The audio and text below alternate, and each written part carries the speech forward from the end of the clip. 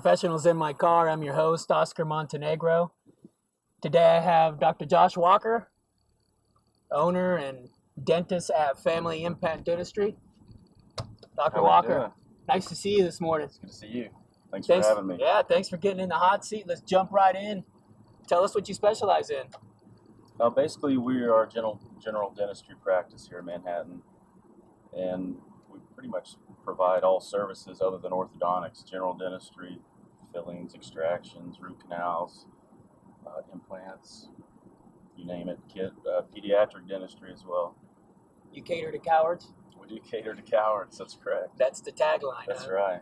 So, doctor, tell us how you set yourself apart from the competition.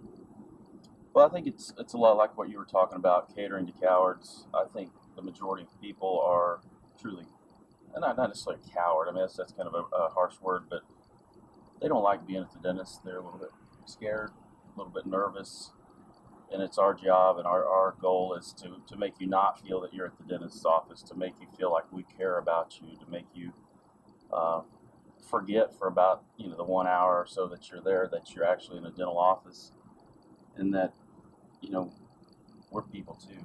We understand your problems. We have problems, and we just want to have a good time, and obviously do good dentistry. Sure. But that's really it. And any kind of feedback we've ever gotten, it's always people really saying how much fun you guys have, how much you guys get along, how I feel comfortable. I didn't feel like I was at the dentist. I laughed for an hour.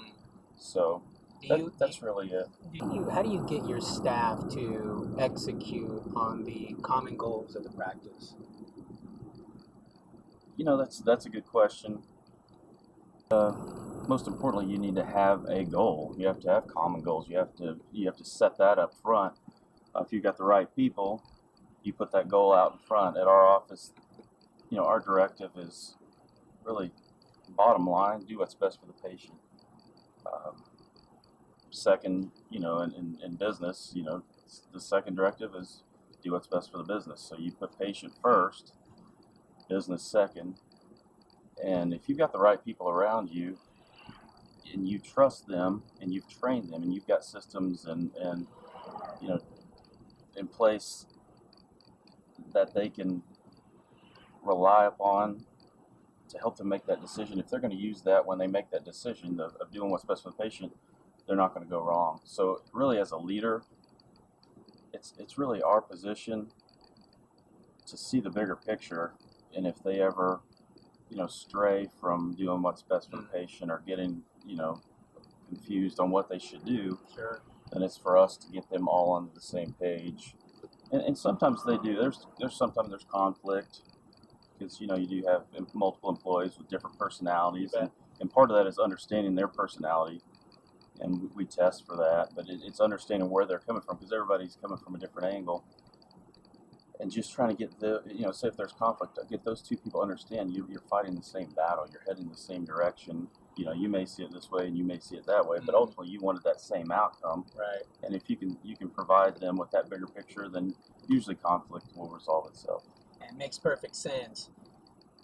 So how do we create, or if you had a new hire from a provider, a dentist that just came out of school, what are the leadership competencies that they need? How would you duplicate yourself? It's tough, because I think in this situation, I think leaders are created over time. I'm not sure that, coming out, you're technically pretty sound. You can do the dentistry, and you're really focused on doing that. I think the one thing I could tell people coming out from school is to listen more and talk less, because I think sometimes they come out and they want to rule with this iron fist. I'm this new graduate, and I'm going to come out and I'm going to tell you what to do because it says DDS after my name. And that's not the case. You got a lot of people out there that are going to be working for you that have a lot more experience than you, that as far as assistants and administrative staff. Listen to those people. Listen, they've worked a lot of places. They've had a lot of experience. A lot of stuff is formed through negative experience, and then that's how a lot of policies are formed, and things along that line. But that would be my one thing, is just listen. So what can you tell people starting tomorrow, what can they do to get on the path of effective leadership? Oh, I think in any industry, whether it be dentistry or whatever you're in, be it banking or grocery, retail, whatever, it's about relationships. It's about listening to people. It's about showing people empathy, showing that you care about them, having an overall goal, obviously, but also, with those people that are surrounding you, trying to help you achieve that goal, care about those people. Be sympathetic to their needs, understand what they're doing outside of the office as well. And if you show that you care for those people and you take care of them, that they'll take care of you ultimately.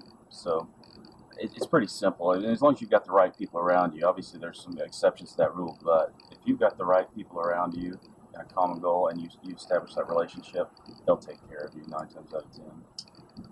That's good stuff. Josh, thank you so much for getting in the hot seat, man. I appreciate your time this morning. Man. Appreciate it. We'll talk to you soon. Thank you. Take care.